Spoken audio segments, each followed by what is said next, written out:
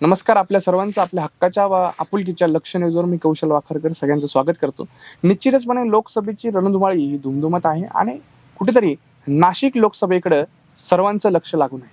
त्याचबरोबर नाशिक लोकसभा ही आता महाराष्ट्राची केंद्रबिंदू राजकीय ठरत आहे. कारण नेमका उमेदवार जाहीर कोण होणार, नेमका महाविकास आघाडीचा कोणता असेल, नेमका त्यानंतर प्रत्येक पक्षाला हीच कुठेतरी ओढ लागली की नेमका कोणत्या पक्षाचा कसा उमेदवार असेल. काही पक्षांनी जाहीर केलंय व काही अपक्षांनी देखील जाहीर केले आणि आध्यात्मिक क्षेत्रातून आणि धार्मिक क्षेत्रातून देखील आपल्याकडं या लक्ष न्यूजच्या विशेष लोकसभा आखाड्यामध्ये माझ्यासोबत जुळलेले आहेत श्रीराम शक्तीपीठाचे पीठाधीश्वर आणि ज्यांचा लाखोने भक्त समूह आहे असे सोमेश्वरानंद सरस्वती महाराज. नमस्कार महाराज.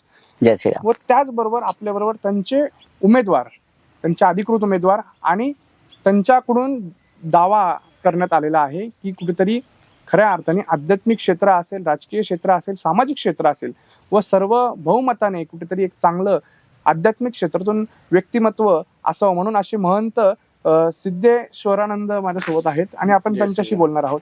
निश्चितच कुठेतरी आपल्या गुरूंचा आदेश आलेला आहे आणि आता आपण आध्यात्मिक क्षेत्रातून अपक्ष उभं राहण्याचं ठरवलेलं आहे.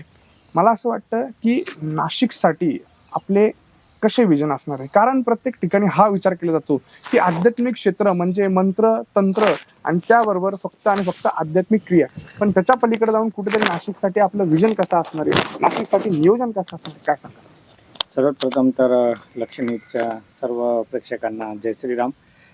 बघा, आता नाशिक लोकसभा 2024 होऊ घातलेली आहे आणि त्याची रणधुमाळी आपण सर्वजण मीडियाच्या माध्यमातून बघत आहोत.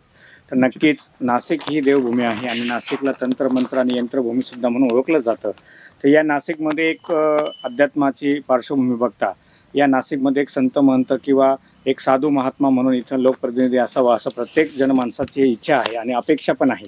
तर त्याच्या मागचं कारण आहे की आपण बघतोय की महाराष्ट्रामध्ये आता राजकीय अव्यवस्था कशी झालेली आहे, अस्थिरता निर्माण झालेली आहे आणि त्याला पर्याय म्हणून प्रत्येक जण आता एक वेगळ्या दिशेने बघत आहे किंवा वेगळ्या मार्गाने बघत आहे.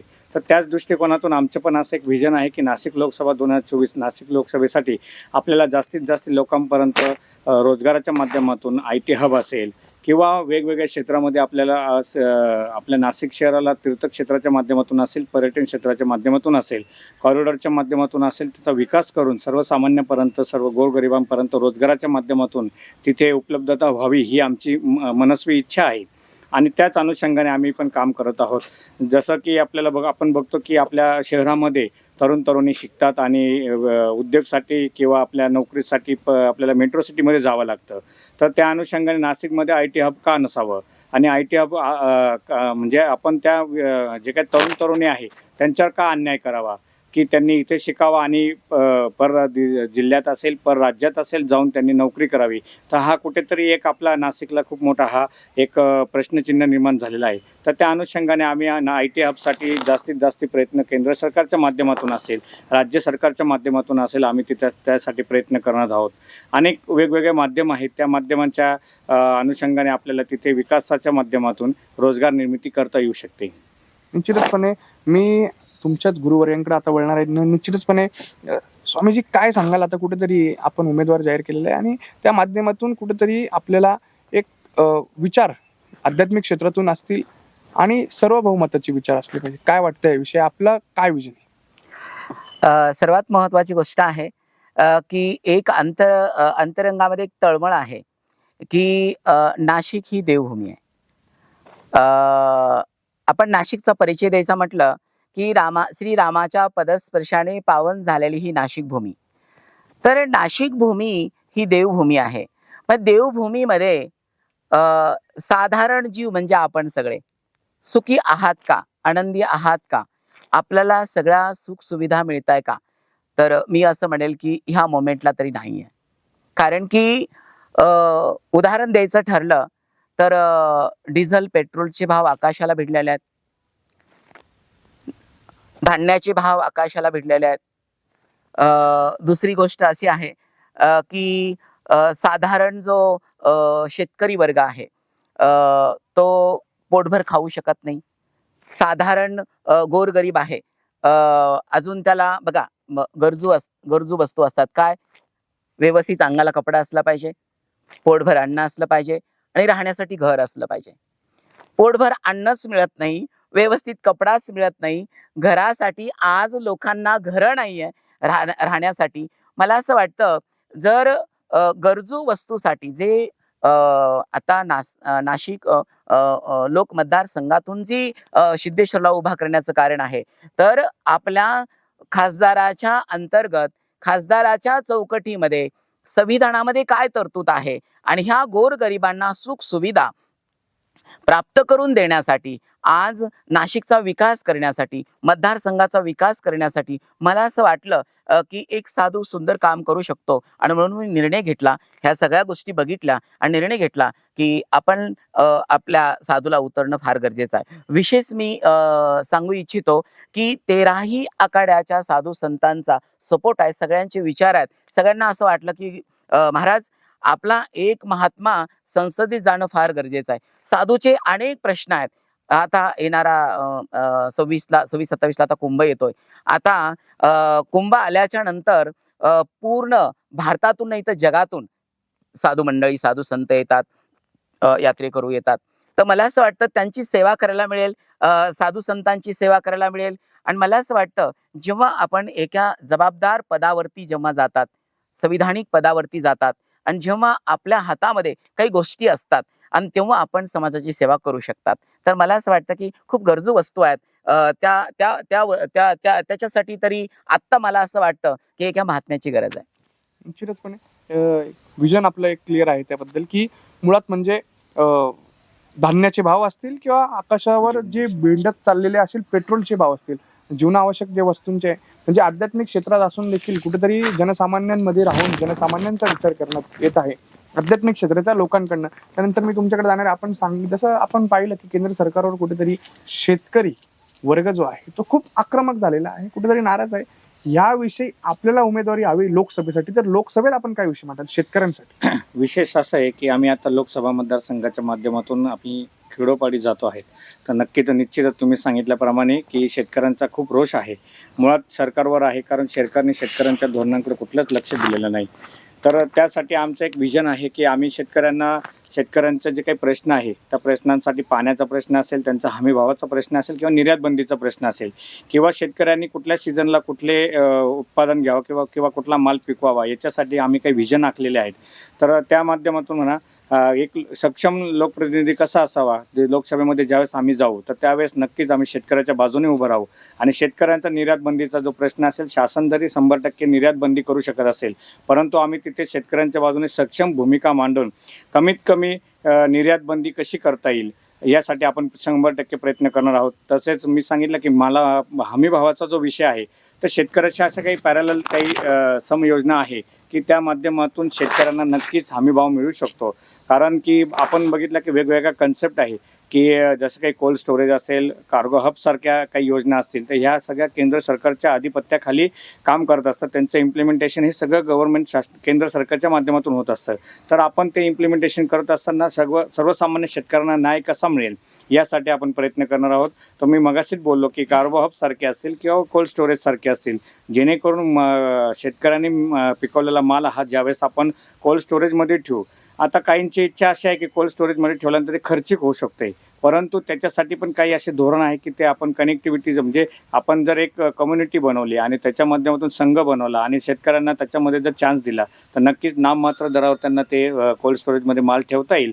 आणि कालांतराने येणारा भाव आहे तो भाव जो वाढला तर त्यावेळेस त्या भावाला विकता येईल आणि नक्कीच त्यांना हमी भावापेक्षा जास्ती भाव मिळू शकतो. अशा आमच्याकडे काही धोरण आणि काही विजन आहेत.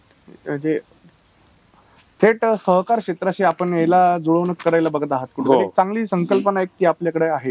निश्चितपणे यानंतर निश्चितच हा शेतकरी विषय आहे. IT सेक्टर आपण सांगितलं, त्यानंतर एअर कनेक्टिव्हिटीचं आपण जशा प्रकारे सांगितलं, त्या प्रकारे आपण कॉरिडॉर जे आहे धार्मिक क्षेत्रांशी कॉरिडॉर. नाशिक हे मोठं तीर्थक्षेत्र आहे, 12 ज्योतिर्लिंगांपैकी एक ज्योतिर्लिंग देखील नाशिकला आहे. याबद्दल धार्मिक क्षेत्राशी कुठेतरी आता आपण पाहिलं की राम मंदिराची कुठेतरी स्थापना झाल्यानंतर मोठ्या प्रमाणात एक धर्माशी लगाव झालेला. याविषयी धार्मिक कॉरिडॉर्स आणि त्याची डेव्हलपमेंट काय सांगू? नक्कीच आपण बघतोय की मोदी गव्हर्नमेंटच्या माध्यमातून, मोदी साहेबांच्या माध्यमातून भारतामध्ये जेवढेही तीर्थक्षेत्र आहेत ते कॉरिडॉरच्या माध्यमातून डेव्हलप होत आहे. त्यामध्ये आपलं त्र्यंबकेश्वराचं पण आहे की जे आद्य ज्योतिर्लिंग आहे, त्या आद्य ज्योतिर्लिंगच्या कॉरिडॉरच्या माध्यमातून विकास व्हावा ही आमच्या स्वामीजींची पण इच्छा आहे आणि आम्ही त्या माध्यमातून निवेदनं सुद्धा दिलेली आहेत. नक्कीच आपलं काळाराम मंदिर असेल, आपलं त्र्यंबक राजा असेल, जेही आपले तीर्थक्षेत्र आहे कॉरिडॉरच्या माध्यमातून ते विकसित व्हावे आणि त्यामध्ये आमचा एकच विजन आहे की जे स्थानिक लोक आहेत, ज्या तीर्थक्षेत्राच्या अवतीभोवती राहतात, त्या लोकांपर्यंत रोजगार कसा मिळेल आणि ज्यावेळेस ते कॉरिडॉरच्या माध्यमातून विकास होईल आणि विकासाच्या माध्यमातून त्या लोकांना, स्थानिक लोकांना रोजगार मिळेल, तर नक्कीच त्याचा फायदा स्थानिकांना तर होणारच आहे. परंतु आपल्या लोकसभा मतदारसंघामध्ये जे काही विकासाचं जे पर्व आत्ता सध्या स्थितीला थांबलेलं आहे ते कुठेतरी सुरू होईल आणि आपण जे म्हणतो की नाशिक ही देवभूमी आहे, तर नक्कीच नाशिकला पुन्हा देवभूमीचं वैभव प्राप्त करून देण्याचा आमचा एक लोकप्रतिनिधी म्हणून मानस राहील. आणि नक्कीच आपण बघतोय की नाशिक ही पूर्वीपासून देवभूमी आहे, परंतु आपण बघतोय की कालांतराने आपल्या कायदा सुव्यवस्थेचा प्रश्न खूप निर्माण झालेला आहे नाशिकला. त्याचप्रमाणे आपण बघतोय की सध्या आपल्याला, आपण नाशिक देवभूमी न म्हणता आता सध्या MD ड्रग्सचे कॅपिटल म्हणून ओळखलं जाऊ लागलं आहे नाशिकसाठी. तर ती खूप मोठी शोकांतिका आहे नाशिककरांसाठी. म्हणून नाशिककरांना एकच आव्हान आहे की यावेळेस आपल्याला परिवर्तन करायचं आहे. परिवर्तन का करायचं आहे? काही महापुरुषांनी सांगून ठेवलंय की everything changes, nothing remains without change. Change your thought आणि यू चेंज युअर वर्ल्ड. मग याचा अर्थ असा होतो की काळानुसार सगळ्या वस्तू बदलतात. तर नक्कीच आपल्या मनामध्ये एक परिवर्तनाचा जर बदल आणला तर आपण तर घडूच, पण येणाऱ्या पिढीला पण आपण घडू आणि आपण जगालाही घडवू शकतोय. हा आमचा मानस आहे, हा आमचा विजन आहे आणि याच उद्देशाने आम्ही पुढे उमेदवारीसाठी येत आहोत. निश्चितचपणे मी यानंतर आपले जे गुरुवर आहे त्यांच्याकडे वळणार आहे. निश्चितच उमेदवाराला कुठेतरी आता आपण तयार करत आहात आणि खूप चांगली संकल्पना घेऊन उमेदवारही उतरत आहे. 2027 कुंभमेळा आहे. हो. आपण बेजे किंवा त्र्यंबकच्या या कुशीत आहात, काय वाटतं नेमकं? मला खूप आनंद होतोय, कारण की एक एक ज्यावेळेस महात्मा संसदेमध्ये जाईल आणि सरकारचा जो निधी येतो कुंभासाठी, तर तो निधी योग्य पद्धतीने त्याचा वापर केला जाईल, साधूंना त्याच्यामध्ये सुख सुविधा मिळतील. आणि सगळ्यात महत्त्वाची गोष्ट आहे, मोदी साहेबांचे मी धन्यवाद मानतो, कारण की काशी तीर्थक्षेत्र आणि अयोध्या तीर्थक्षेत्र अप्रतिम, न भूतो न भविष्यती, ते कधीही डेव्हलप झालं नसतं. त्याच्याकडे सगळ्यांचं दुर्लक्ष होतं. आणि मेन आपला काशी म्हणजे आपला आत्मा आणि अयोध्या म्हणजे आपला आत्मा. म्हणजे हे या देवभूम्या इतक्या सुंदर त्यांनी डेव्हलप, कॉरिडॉरच्या माध्यमातून इतक्या सुंदर त्यांनी डेव्हलप केलेल्या आहेत. तर मला असं वाटतं, माझा त्र्यंबक राज आहे, त्र्यंबकेश्वर नगरी. आणि उदाहरण ब्रह्मगिरीच्या कुशीमधून गंगा गौतमीचं उगम आहे. आज एवढा मोठा गंगा गोदावरीचा प्रवास आहे. तर कुंभाच्या माध्यमातून मी एवढंच सांगेल की गोदावरी ड्रेनेज मुक्त झाली पाहिजे. माझ्या त्र्यंबक राजाची तिथली डेव्हलपमेंट झाली पाहिजे. माझ्या त्र्यंबक राजाच्या पंचकृषीमध्ये जे वेगवेगळ्या प्रकारचे मंदिर आहेत, तीर्थक्षेत्र आहेत, त्याचा विकास झाला पाहिजे. उदाहरण अयोध्याचा जो विकास आता झालेला आहे, तर तसाच विकास माझ्या अंजनेरीचा व्हायला पाहिजे. हनुमंतराची जन्मभूमी आहे, हनुमंतराय रामाचे परमभक्त आहेत. रामायणामधून जर हनुमंतराची प्रतिमा बाजूला केली तर रामायण होऊ शकत नाहीये. तर अशी तीर्थभूमी हनुमंतरायाची अंजनेरी आहे, अंजनेरीची डेव्हलपमेंट आहे. साकोर तीर्थक्षेत्र आहे, आणि ते तीर्थक्षेत्र त्याचा एवढा मोठा इतिहास आहे. तिथे कुंभ भरायचा, पण काही शैवामध्ये आणि वैष्णवामध्ये काही मतभेद झाले आणि मग तिथं मतभेद झाल्यामुळे शैव त्र्यंबकेश्वरला गेले, कुशावर्ताला, आणि वैष्णव रामकुंडावरती गेले, नाशिकला. तर मला असं वाटतं ते तीर्थक्षेत्र तसंच पडलेलं आहे. तर तिथली डेव्हलपमेंट आहे, तिथलं पण आपल्याला त्या तीर्थक्षेत्राचा जीर्णोद्धार करायचा आहे. उदाहरण कावणई आहे, गौतम आपलं कपिल मुनीची तपभूमी आहे. उदाहरण आपण म्हणता ना, आताच गुरुदेव बोलले, रामाच्या पदस्पर्शाने पावन झाली नाशिक भूमी. रामकुंड आहे, एवढा गोदावरीचा मोठा परिसर आहे, काळाराम मंदिर आहे, आणि वेगवेगळ्या प्रकारचे तीर्थक्षेत्रात त्यांच्याकडे दुर्लक्ष आहे. दुर्लक्ष असल्यामुळे काय झालं की तिथल्या लोकांना रोजगार मिळत नाहीये. गोरगरीब लोक आहेत. आणि मला तर असं वाटतं की जोपर्यंत हाताला तुमच्या काम मिळत नाहीये, शिक्षण झाल्याच्या नंतर नोकरी मिळत नाहीये, आणि तोपर्यंत मनुष्य चांगला जगू शकत नाहीये. तर मला असं वाटतं आध्यात्मिक क्षेत्रांचा जेव्हा विकास होईल, त्यावेळेस मला असं वाटतं निश्चितच मजुराच्या हाताला काम लागेल. आणि साधू संतांना त्याच्यामध्ये सुख सुविधा. आणि मला असं वाटतं सगळ्यात महत्वाची गोष्ट आहे की एक महात्मा ज्यावेळेस संविधानिक पदावरती जाऊन उत्तमातून उत्तम काम करेल, तर मला असं वाटतं की देशाला 75 वर्षे झाले स्वतंत्र होऊन. मला असं वाटतं 1947 ला देश स्वतंत्र झाला आणि तेव्हाची परिस्थिती आत्तापर्यंत. आणि ज्या वेळेस महात्मा 5 वर्षाच्या कालावधीमध्ये तिथे जाईल, तर 5 वर्षामध्ये महात्मा काय करेल हे येणारे दिवसच आपल्याला सांगतील. निश्चितपणे गुरुजी खूप सुंदर आपण या ठिकाणी मार्गदर्शन केलं. देखील उमेदवारांना देखील खूप चांगल्या प्रकारे एक विजन आहे आणि कुठेतरी या माध्यमातून तंत्र ते यंत्रभूमी यंत्रभूमी. ही जी कुठेतरी कन्सेप्ट आहे आणि याच्याकडे आपली जी वाटचाल आहे, निश्चितच जाता आता नाशिककरांना आपण काय संदेश द्या? नाशिककरांना एकच संदेश देईल की आपण बघतोय की गेल्या 10-15 वर्षापासून नाशिकचा विकास कुठल्याही पद्धतीने झाला नाही. कुठला म्हणजे कुठलाच नाही.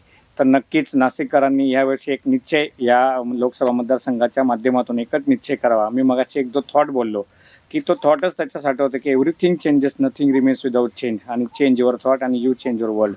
त्याचा अर्थ असा होतो की काळानुसार आपल्याला बदलणे, म्हणजे वस्तू ही काळानुरूप बदलत असते. तर आपणही मनामध्ये जर निश्चय केला की मला यावेळेस परिवर्तन हवं आहे, आणि परिवर्तन होत असताना एक सुशिक्षित, सुसंस्कृत आणि एक सक्षम नेतृत्व, जेणेकरून सर्वसामान्याचा आवाज म्हणून संसदेमध्ये घुमेल, तो आवाज कोण असेल तर त्या आवाजाला आपण प्रतिसाद दिला पाहिजे आणि त्या उमेदवाराची आपण निवड केली पाहिजे. हीच मी नाशिककरांकडे इच्छा व्यक्त करतो. जय कुठेतरी श्रीराम. परिवर्तनाची नांदी रोवली नांदी पाहिजे रोवली. हे देखील आहे. आपण काय सांगाल नाशिककरांना जातो? मी नाशिककरांना पहिल्या प्रथम तर मी विनंती करेल की एक महात्मा नाशिक लोकसभा मतदारसंघामध्ये एक उमेदवार म्हणून उभा राहतोय. तर मतदार बंधू आणि भगिनींना भरभरून माझ्या महंत सिद्धेश्वराला मत करावं आणि एक सन्मानानं हा महात्मा भगवाधारी संन्यासी संसदेमध्ये पाठवावा, अशी अंतःकरणापासून नाशिककरांच्या चरणी प्रार्थना करतो. जय श्रीराम. निश्चितचपणे गुरुजी आपल्याला व आपल्या उमेदवाराला आमच्या लक्ष न्यूजच्या वतीने देखील पुढील वाटचालीसाठी शुभेच्छा. आणि हाच लोकसभा आखाडा आता नेमका काय पुढे महाराष्ट्रात जडणघडण आपण पाहणारच आहोत. माझ्यासोबतही पात्रा नाशिकचा लोकसभा आखाडा लक्ष न्यूजवर. धन्यवाद.